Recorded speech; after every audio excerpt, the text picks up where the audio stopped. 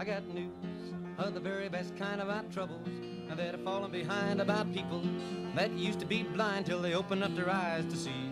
It's news when they begin to ask why they're poor, until the day that they die they're tired of pie in the sky and they want some security. And that's news, news, ain't that news? Ain't that something to see? That's news, news, you talk about your news, that's mighty good news to me. Welcome. You've come to the edge. Another show, and we've got Mobilize Youth coming back again from previous experiences.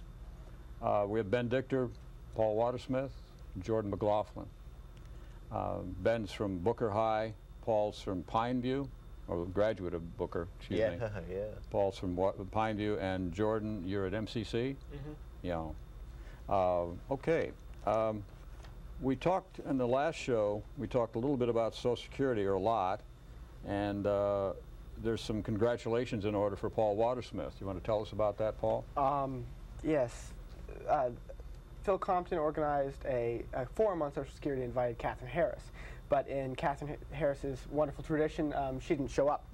So there was an empty chair with her name on it, but and this was a time of recess for Congress. They have 10 days to come back and talk with their constituents, learn what they're worried about, so they can go back and better represent them, knowing what their concerns are. And Catherine Harris decided, as she did after she'd committed to debate her opponent in both of her congressional races, she decided not to show up. And however, this was a fine forum, really excellent issues discussed. And Mobilized Youth was mentioned in the Bradenton Herald article on Social Security regarding this issue. Nobody, we can't expect anybody to walk into the lion's den, so to speak. And Catherine Harris is one of those people who just steers clear entirely. And this is another example of her really not answering the constituents when they call out to her for her opinion. I mean, she's playing a partisan game, and we're not asking for a partisan game. We are her constituents, Democrats or Republicans. We are her constituents, and we want some questions answered. And you're nonpartisan. Of course, and Mobilized Youth is nonpartisan. When a nonpartisan organization like Mobilized Youth says to Catherine Harris, we'd like an answer on this question, and they don't respond, it's very trying for us. It's interesting when you're shot down like this so many times by local officials, and the game almost seems hopeless. You kind of latch on to anything you can get to really keep you going. And it's interesting, I came across this photograph, and I don't know if we can get a shot of this or not, but that's FDR signing the Social Security bill? It's FDR signing the Social Security bill, and it's actually signed by Jim Roosevelt, his son, on the back. And it's kind of very inspirational for me. I looked at it and I thought that here's a man, FDR, who had such faith in this country. He believed that no senior should die in poverty, that everybody in this country was entitled to a certain standard of living, to a certain integrity, and he made sure that it happened. And now people like Catherine Harris are unsure of whether or not that's something they want to continue, and I think that's a shame.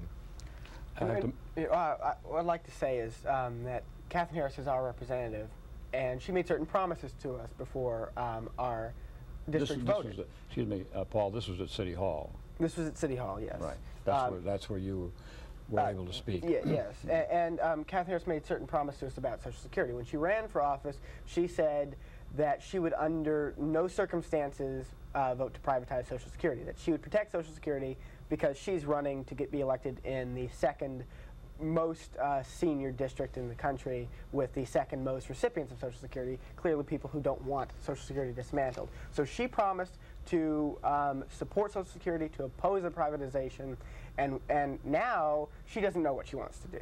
So and are you saying she has her finger in the wind?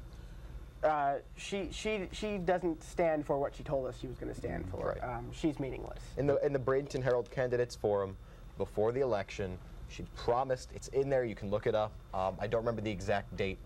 We'll get you a copy for the next show.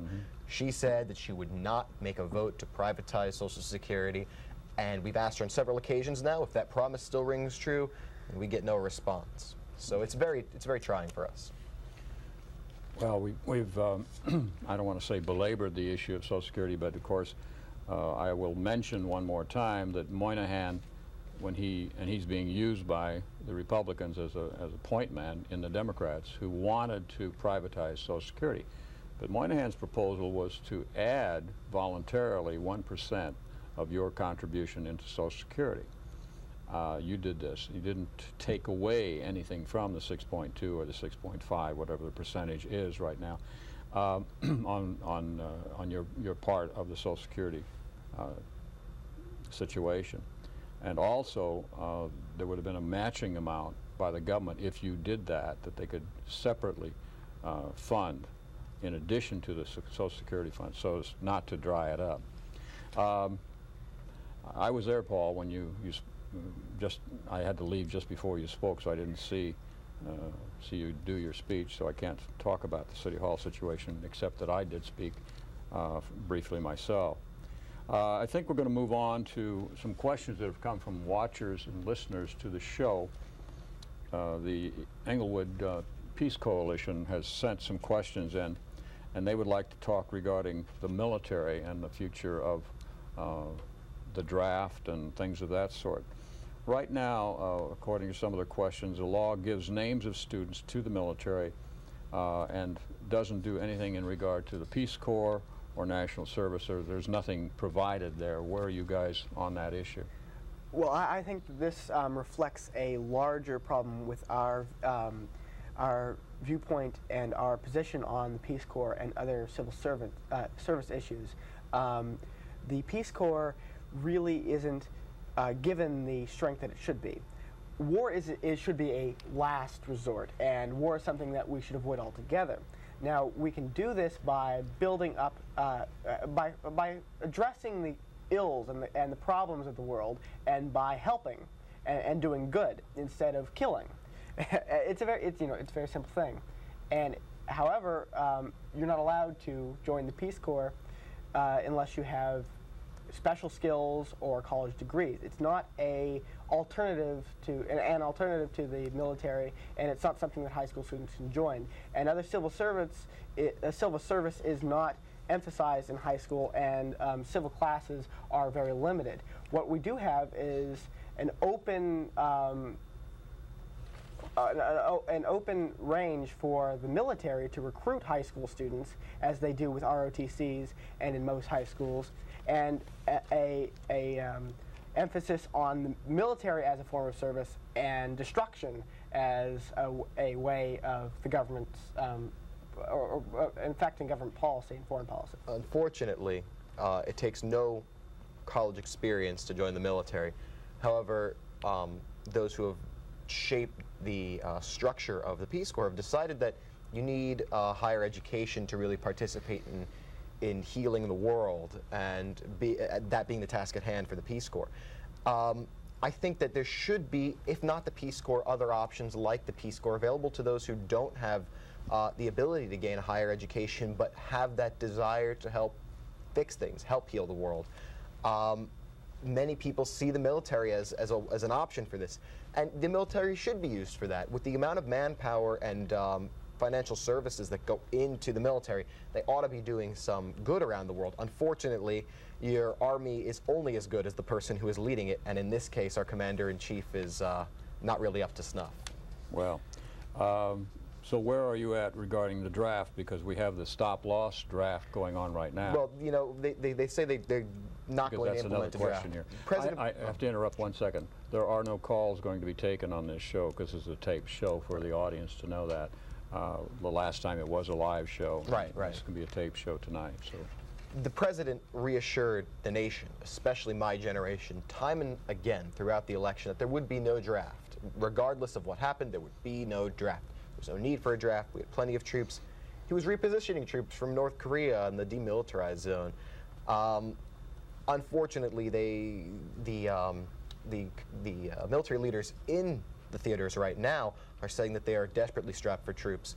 And there are proposals time and again in the Senate and House of Representatives suggesting that a draft may be necessary.